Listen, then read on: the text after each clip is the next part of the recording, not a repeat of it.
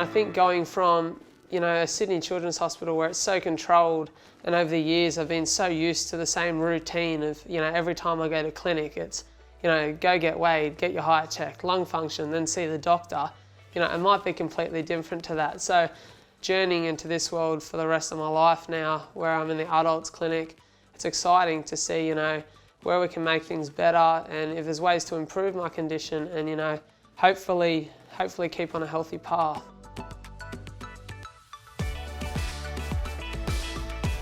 Yeah, I think it's very important to understand that, with your transition, you're now considered an adult within, the hospital. So it's important to understand that you're not just the only person there, it's not all about you. There's going to be delays, it'll never run on time. It's just kind of the nature of the hospitals and, my advice would be next time, take a magazine, take an iPad or your iPhone, something to kind of occupy your time if it's your first appointment, or maybe for the next few appointments until you know what to expect.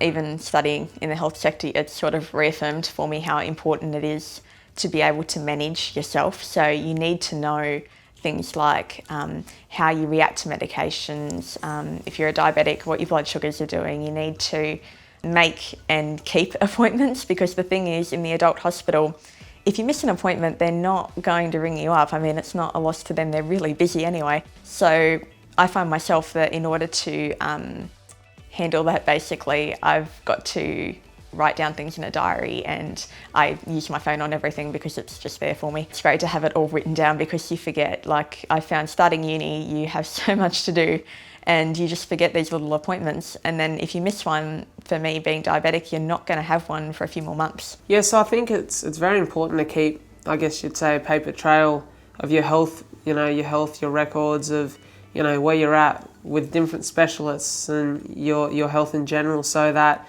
when you transition, it's kind of there, it's ready to go for the doctors if they need it, if they don't already have it. So it's definitely important to, after each appointment, have a record of when you've had your appointment, what's been covered in that appointment and where your health is at the time. It's very true what they say, knowledge is power. So if you know a lot about your condition and, how to then improve that, how to keep it on track, it's very important. So, it never hurts to read up about ways to improve it, ways to keep it on track, and to understand, how your body works with your condition. So that's very important.